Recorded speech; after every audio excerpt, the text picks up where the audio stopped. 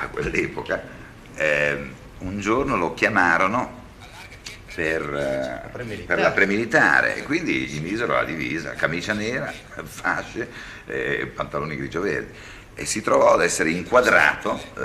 Adesso io ho bisogno di un po' di spazio, lui ce n'è, marciava. Allora, in mezzo a tutti questi giovani fascisti, facevano la premilitare, capito?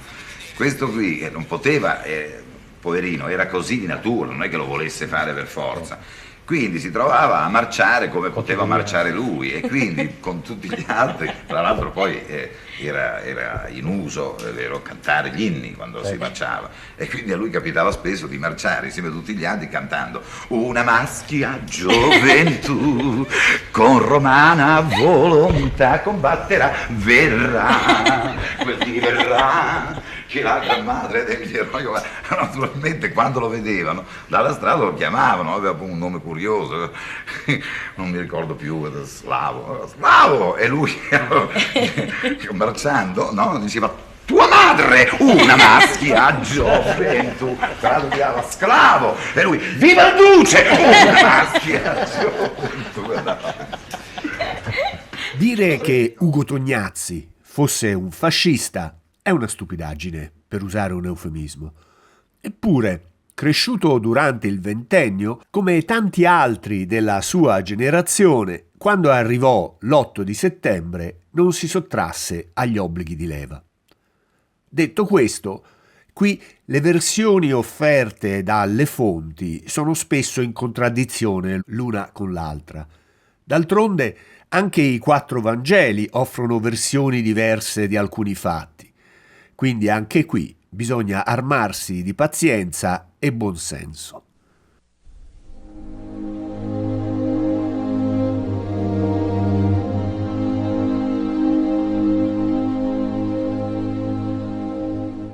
Ugo Tognazzi nasce a Cremona, in contrada Cantarane, il 23 marzo 1922, in una famiglia della piccola borghesia padana. A causa della professione del padre Ermenegildo, detto Gildo, ispettore di una società di assicurazioni, che Ugo fece recitare nel film Il fischio al naso, dove interpretò il padre del suo personaggio, vive gli anni dell'infanzia in varie città, per tornare poi nel 1936 nella natia Cremona, col padre, la madre Maria e la sorella minore Ines, nata 2 anni dopo di lui. A Cremona trova lavoro come ragioniere nel salumificio Negroni e nel tempo libero recita in una filodrammatica del dopolavoro aziendale. Siccome divertivo gli amici nella portineria, facevo le imitazioni dei comici che andavo a vedere al Varietà, mi venivano bene. A Totò mi ricordo che le imitazioni erano 3 Vispe Terese, allora ero magrissimo, e quindi anche con questa possibilità di spostare la mascella e quindi di mettermi così, e naturalmente facendo le mosse. Mia madre, quando mi guardava dal buco della serratura nella mia camera che provavo davanti allo specchio, era convinta che fossi diventato matto, perché mi vedeva fare delle strane cose, cercare di fare quei giochi acrobatici di Totò, e facevo il Vispo Teresa, Pietro in cucina, il volo sorpreso, gentile uccellino, e tutto giulivo, stringendolo vivo, gridavo coricato. Allora quelli dell'orchestra sotto dovevano dire disteso, coricato, disteso, coricato, disteso, coricato, la stessa cosa.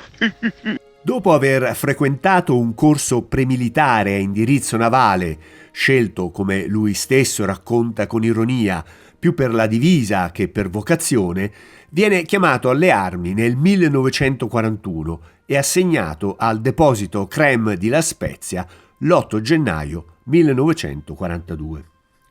Grazie alle sue competenze in dattilografia e contabilità, acquisite lavorando al salumificio Negroni, viene classificato come comune di prima classe furiere e destinato alla segreteria del tenente colonnello commissario Alfonso Delalla. Rimane alla Spezia per circa 1 anno e mezzo, evitando il fronte africano grazie all'intercessione del suo superiore. Il 1 luglio 1943 viene trasferito al Maridist di Roma, ma vi resta solo per poche settimane. Con l'armistizio dell'8 settembre 1943 l'Italia si frantuma. Tognazzi, come molti altri militari sbandati, torna a casa, a Cremona, sua città natale, dove la situazione è dominata dalla crescente tensione tra fascisti e partigiani nella nascente Repubblica Sociale Italiana. Ma mi sembra il caso di ricordare che al ritorno, è chiaro, io ero il capofamiglia praticamente, un capofamiglia che ha fatto il militare non è che ha molto. Quindi si trattava di andare a lavorare, ritornai a casa, a Cremona, e mi presentai sempre da questo dottor Mondini, mi ricordo il nome, per lavorare, cioè per impiegarmi. E lui mi disse: ma non vorrei mica tornare qui, era il periodo della Repubblica, dice: guarda, se vuoi un consiglio vai, non tornare qui, vai in un altro posto, non ti consiglio, devi prendere la tessera, mi disse, no, non ti conviene. Mi offrirono subito un altro posto che mi sarebbe potuto costare caro, perché via da Negroni sono andato andato dalle camicie nere, ero segretario del federale di Cremona, o del vice federale, non mi ricordo, mi pare che durò 6 mesi questa cosa. In questi 6 mesi Tognazzi serve nella Brigata Nera di Cremona, che opera nel territorio con funzioni di controllo, repressione e propaganda. Tognazzi, pur non essendo coinvolto in azioni armate, ne è parte integrante, con ruoli logistici e culturali, coerenti con il suo profilo amministrativo e la sua inclinazione artistica. In particolare lavora come archivista e presso l'ufficio Ammasso e Fieno, con incarichi burocratici all'interno della struttura della brigata. L'attività che preferisce, però, è quella di organizzare spettacoli teatrali e di varietà per i militi della RSI e per la popolazione civile in generale. Alla fine del 1943 gli viene offerto il Teatro Ponchielli di Cremona, a patto che l'incasso sia pro armi alla patria.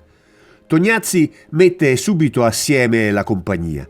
Questo Pueroni, che purtroppo è morto, sì, poverino, sì.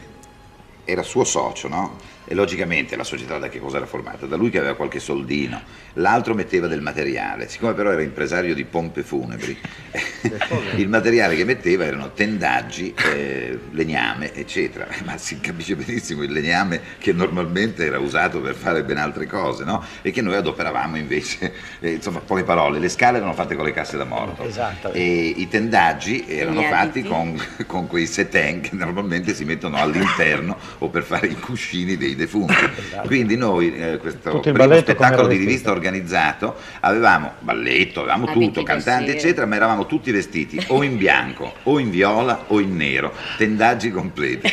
In questa atmosfera dovevamo divertire, e devo dire che già superavamo uno scoglio anche, diciamo, dal punto di vista della scaramanzia e della superstizione, perché in fondo avevamo questi drappi destinati invece alle casse da morte.